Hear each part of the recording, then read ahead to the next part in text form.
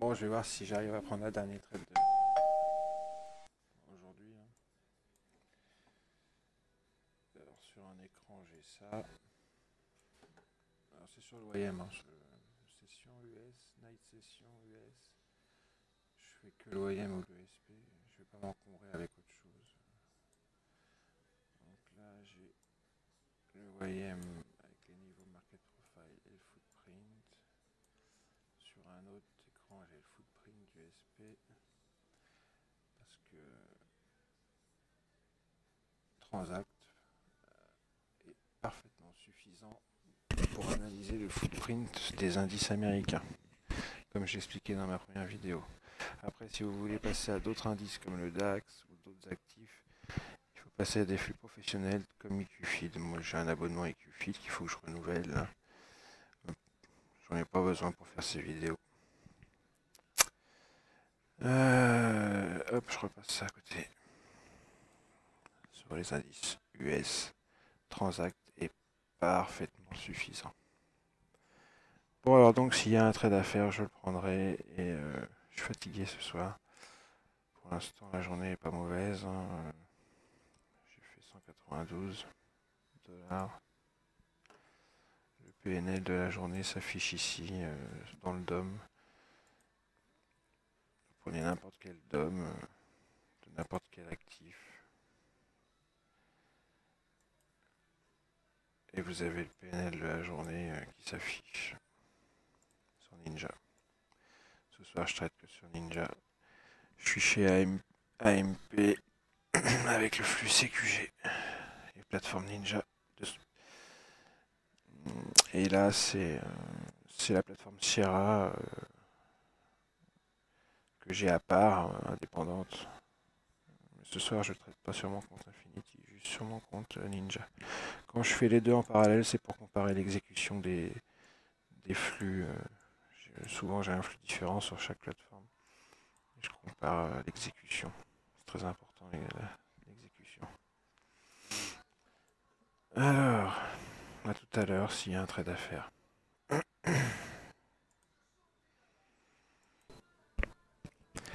Entre parenthèses, ce qui serait vachement bien, c'est que les prix reviennent sous la VAH ici. Là. Là, oh là là, je suis fatigué ce soir. Sous la VAL, daily, ici. Parce qu'en l'occurrence, en plus, on a S3 et une vallée en bleu. Le petit trait bleu, c'est une vallée. Hein, vous voyez, belle petite vallée. Ici, on a un trait vert. C'est S3. On le voit noté là dans la marge. Et la VAL daily. Ça serait... ma foi, ça serait pas mal. Il y a la VWAP juste au-dessus. Daily. Libello, ici, l'initiale balance basse. Ça serait vachement bien que ça revienne à ce niveau-là. Je l'attends là. Et quand il sera arrivé là, s'il arrive là, parce qu'il fait ce qu'il veut, hein, malheureusement, eh ben, j'en profiterai pour regarder ce qui se passe à ce moment-là dans le footprint. Donc c'est là, quoi. C'est à ce niveau-là que je l'attends. Je sais pas s'il va y aller, hein. De toute façon, je vois pas grand-chose d'autre à faire sans prendre de risques, hein, sans prendre trop de risques. Là, ça serait un trade qui serait pas mal niveau probabilité de réussite. Allez, je repasse ça par là-bas. Hop.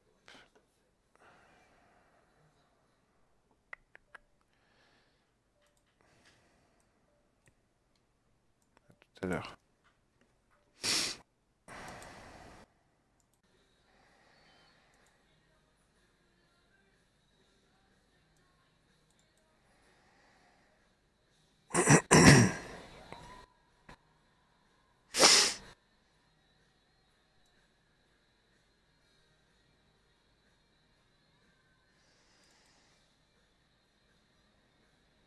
Target filled. Voilà, elle est terminée. C'était juste le trade pour finir au-dessus de 200 dollars. Trade symbolique. avec une petite explosion de l'order flow dans le sens de l'achat. Par contre là on est en train de toucher pile poil le niveau dont je parlais là, tout à l'heure. Et on est déjà venu une première fois, boum, on a descendu et là on y revient. Alors attention. Attention, qu'est-ce qui va s'y passer? Ça semble plutôt aussi, hein, je vous le dis tout de suite. J'ai l'impression qu'il y a pas mal de rachats de position après cette journée baissière.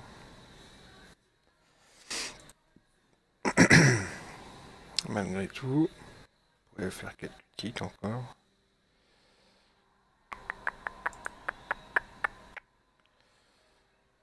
Mais les graphiques qui sont là ne me confortent pas dans l'envie de prendre un short. Oui, un short. J'ai plutôt l'impression que ça veut monter grave. Pourtant, on est bien sous un niveau market profile. Hein. Il n'y a aucun doute. Mais c'est pas toujours une science exacte. On est pile poil sous la VAL Daily. Pile poil, pile poil. Il y a S3 juste au-dessus. Par contre, l'order flow est sacrément bullish. Ça peut s'inverser d'une seconde à l'autre.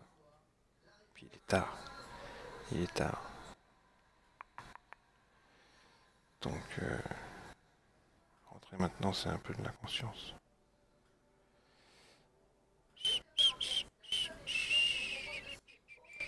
Tout à l'heure, j'ai raté. J'avais dit au début de la vidéo, il va monter sur la VAL, Daily, il y a S3, tout ça.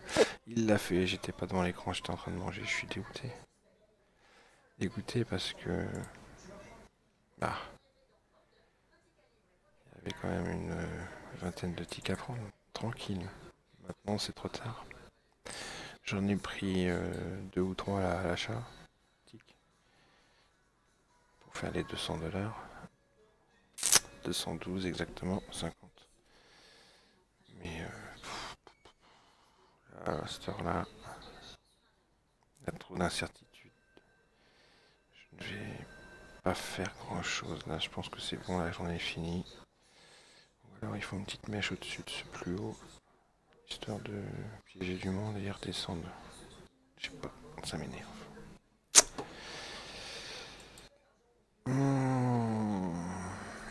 Le fait d'avoir raté le point d'entrée ici parce que j'étais en train de manger, ça m'énerve. C'est pour ça que je suis encore devant l'écran. Et ça, c'est de la psychologie, ça. Il faut lutter contre ce genre de biais psychologique. Là, je devrais fermer la plateforme. Je devrais fermer la plateforme. La journée est faite, elle a été bonne.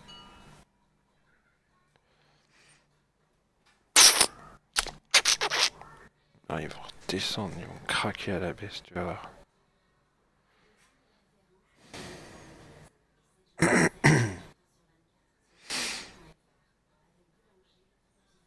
Ah, ils vont le faire sous mes yeux. Et moi, je vais pas être dedans.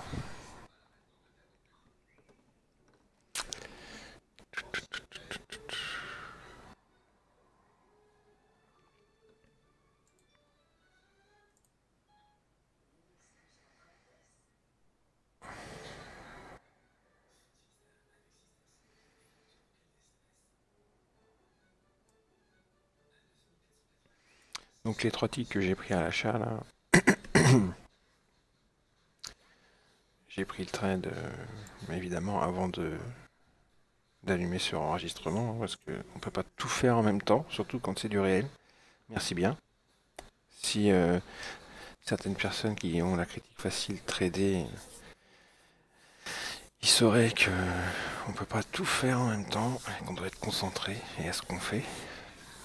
Donc excusez-moi de lancer l'enregistrement après avoir pris la position. Hein.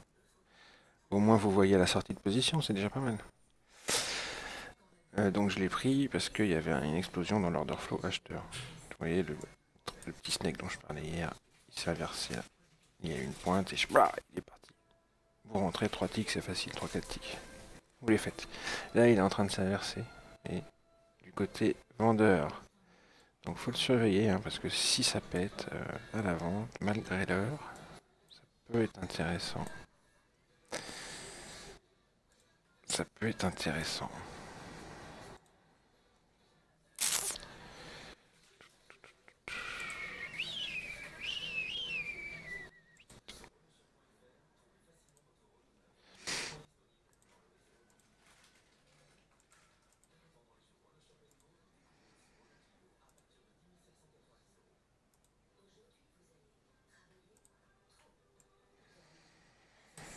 Mais bon, je pense que là c'est fini. La journée est terminée. Donc, vous voyez, pour parler order flow encore, les rectangles verts et les rectangles rouges, là, ce sont des zones de supply and demand. C'est des zones très intéressantes parce que les prix y rejettent lorsqu'on y arrive. C'est des zones où il y a un fort déséquilibre créé par les grandes banques, les institutionnels, un fort déséquilibre créé par ces gens-là entre l'ask et le bid, et quand les prix y reviennent, ça rejette systématiquement. Ça s'appelle les zones de supply and demand, c'est à base d'order flow, c'est super efficace. Je ferai peut-être un petit trade en réel en utilisant cet outil, qui doit être un outil de plus de votre petite boîte à outils dont je vous parlais. Hein. En plus du footprint, c'est des market profile, volume profile niveau. Ouais, je ferai certainement une petite vidéo avec un petit trade pour illustrer. Ah oui, puis je tenais à préciser aussi que mes vidéos, c'est exactement ce que j'écrirais par écrit, en postant une image. Moi, les vidéos, c'est ça. C'est pas des vidéos pour me ramener du monde, pour je ne sais quelle envie de monter je ne sais quelle école, faire je ne sais quelle formation. C'est du délire, donc des trucs comme ça. C'est n'importe quoi. Mais le jour où vous me verrez faire ça, les poules auront des dents et encore. Je mets au défi n'importe qui de trouver quelqu'un à qui j'ai demandé un sou. Mes vidéos sont même pas monétisées. C'est juste que j'adore le format vidéo pour intervenir sur un forum, je trouve ça génial. Moi j'adore les vidéos, j'adore regarder des vidéos en français. Il y en a très peu sur le market profile, le volume profile, l'order flow, le tape trading, tout ça, il y en a très peu. Alors à mon petit niveau, comme je peux faire certaines vidéos avec des trucs dont je sais de quoi je parle parce que je les utilise au quotidien, et ben je le fais parce que je sais que ça plaît aux gens. C'est juste ça, hein, mes vidéos. C'est pas une quelconque pub pour je ne sais quelle envie de monter quel business à la con. Faut arrêter de dire ça, c'est du délire. Bref.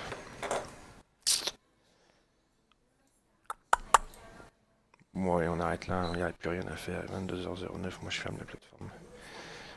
Le trade de trop ne se fera pas pour ce soir.